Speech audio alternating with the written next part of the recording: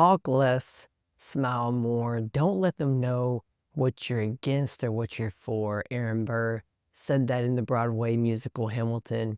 Take this video as me not throwing away my shot. Okay, enough of the Hamilton references. Welcome to day 25, and honestly, I'm not shocked about the recent things that you may have seen in the opening ceremony of the Olympics. Am I shocked that the world doesn't recognize nor understand the weight of true holiness? No. Do I feel a duty, a responsibility, and mandated to speak on it? Yes. I'm shocked that you're shocked. If you watched the opening ceremonies or heard about the opening ceremonies from the Paris Olympics, you were treated to a full display of debauchery, deprived ugliness. Some of the highlights were that they did a recreation of the Last Supper with only obese people, mentally ill, white men wearing women's faces, and homosexuals, a white horse that represented the first horseman of the apocalypse. There was a golden calf being worshipped, a bearded man wearing women's face and dancing like a stripper, a singing severed head, a dancing gay man painted like a smurf, go on and on. But again, I'm just gotta say that I'm not shocked by this. The world is still acting like the world. They don't recognize holiness, and France has been a godless, secular, liberal, leftist culture for a very long time at this point. So why exactly are you shocked that they were offering a blatant anti-God, anti-Christ performance? It's also appropriate to point out that they only did this because they knew that a lot of Christians would get offended. They only did this because Jesus is not a mere fake God. They can't help but subconsciously recognize the true power and life change that comes from Jesus. And we see it in scriptures all the time that he was persecuted, that his followers will be persecuted. So why should we be shocked and offended by this? We shouldn't be. You don't see people mocking other gods because they have true power. So no, I'm not surprised by this kind of display. It happens all the time, and I'm sure it's going to happen again before the end of our lifetime. But what I am thinking on is Galatians 1 when Paul says, "For do I now persuade men or God? Or do I seek to please men? For if I still please men and women and humans, I would not be a bondservant of Christ." I'm not here to impress you or please you. I'm here to defend and bring light to the true majesty, the power, the holiness of Christ.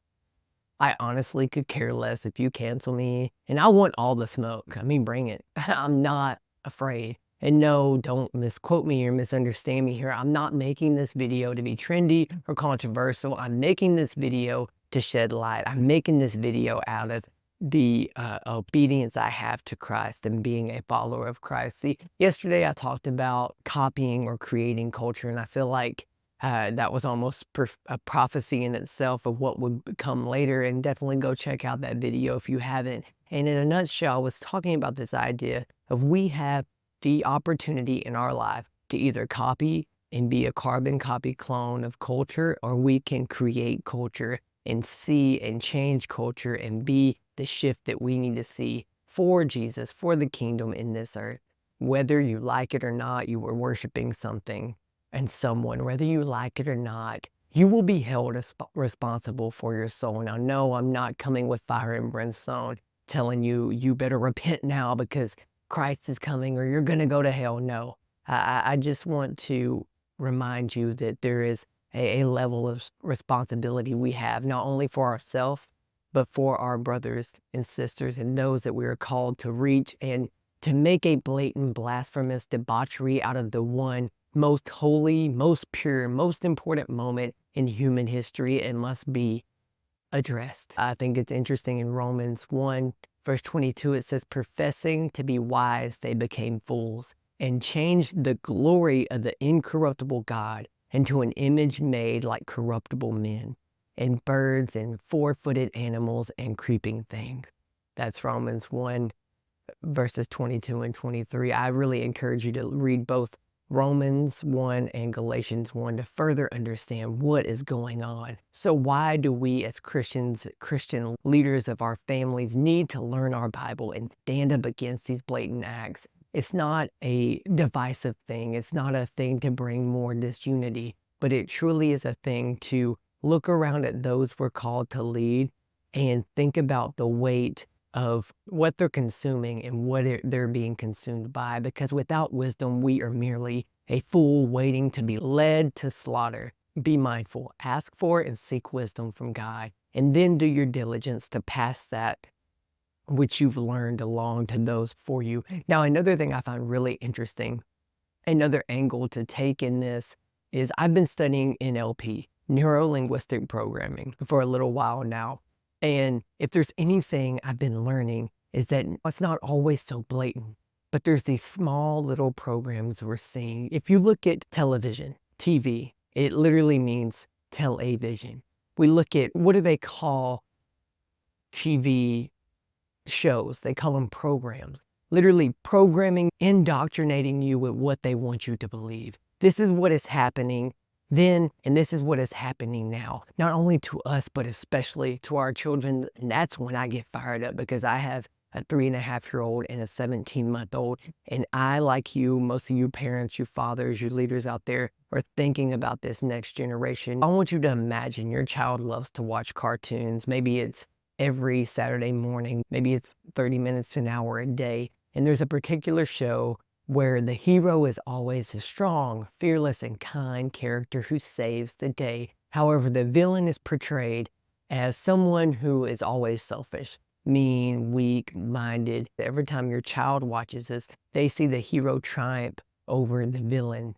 Now, what would happen if that hero was all of a sudden now an anti-Christian, and which so subtly presents an ideology that there's more than one gender. Same-sex love is okay. Love is love. And then they were saying that the true villain is this person that is for Christ and for a man as a man and a woman as a woman. In this scenario, NLP helps us understand that the repetitive exposure to these characters and their traits can subconsciously program your mind and your child's mind. So here are a few techniques that we see in this. The first one is anchoring. You see the media or social media or music. We can look at the Taylor Swifts, the Beyoncés of the world, but that's a whole nother thing for a whole nother day. Can use specific images, sounds, and phrases to create emotional responses. For example, we can think back in 2020 that there were certain phrases that were being said over and over again until they became common practice. And then the second thing in NLP we see is modeling. When children and even us adults tend to model behaviors that we see, watching in a hero or watching a celebrity or watching an idol, dare I say an idol, do a certain action, wear a certain thing, believe a certain thing, repeatedly over time, may just start emulating those traits. So it's really important to see these things and recognize them for what they are. And then the third thing is repetition. Seeing the same message over and over and over again reinforces it into the subconscious. You start believing that the hero is always good. You start believing that love is always love, that there's really this binary flow in things. And the more you hear things, the more it becomes true. I know we think about affirmations and how they work, or maybe they don't work, but the truth is, the more you say something, the more you see something, the more you hear something, the more you believe it's truth, and you feel the weight that it is down into the subconscious. It gets out of head knowledge and it gets into your heart. Think of it like your mind as a garden. Each show you watch, each song you listen to, each thing that you're consuming is planting a seed of thought and belief. And if you keep planting the same kind of seeds, watch the harvest that it produces. If you keep planting weeds, you're going to have a garden full of weeds. If you keep planting fruit, if you keep planting things that are noble, pure, I think of Philippians 4:8 that says what to focus on, things that are noble, excellent, pure, and holy. If you keep planting seeds, that's what you're going to get. But if you keep planting seeds of disunity and racism and hate and bigotry, if you keep planting those seeds, that's the harvest that you will see. What are the action steps that we can take? The first one is be aware. Notice the messages in the media, in the music, in the things that you consume, and ask yourself, what traits are being glorified in this? What characteristics, what things are being worshiped even in these messages and in this music and in this content that you're consuming. You'll be surprised how that simple awareness will start helping you actively be on guard for what you're being indoctrinated with. The second action step that you could take here is diversify your intake. Watch shows, read books with a variety of characters and messages to avoid such one-sided belief. But more, again, it goes back to you got to find the right things to consume.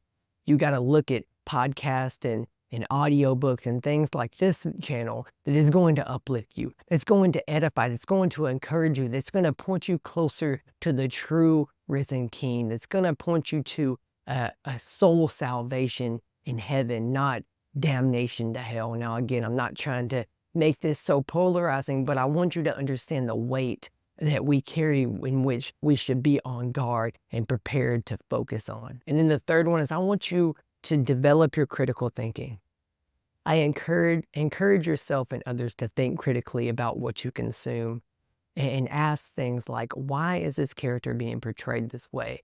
Why is this person making this song about this topic? I think about growing up, I loved hip hop music, secular hip hop music, Lil Wayne, Drake. And it's amazing, once I became wise in the things of this earth and the things of heaven, and the more I read and understood what it meant to truly follow Christ, when I went back and listened to those songs that I used to love, that I still unfortunately know every word to, I found out some really toxic things were being spoken over my life.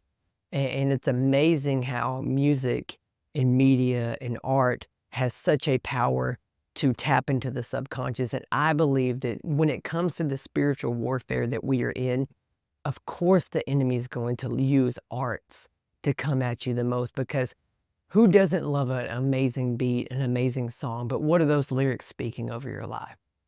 I want you to be encouraged by these steps. Be aware, diversify, and replace the negative with positive, and then finally have some critical thinking on why you're watching what you're watching, and if it is really building you up or tearing you down. By understanding this, you will be able to be on guard, and we can become more aware of how social media and the arts or influences us subconsciously. And you can take these steps to ensure that you're not being indoctrinated without your knowledge. I hope today's video encouraged you and inspired you. And I would love to hear below how you're feeling. Are you going to watch the Olympics now that it's made this opening ceremony and blatantly said what it said? I'd really be curious your thoughts below. And also be sure to check out the video right here for more steps on how you can really protect yourself and grow in your mindset and grow in your spirituality today. And I'll see you then.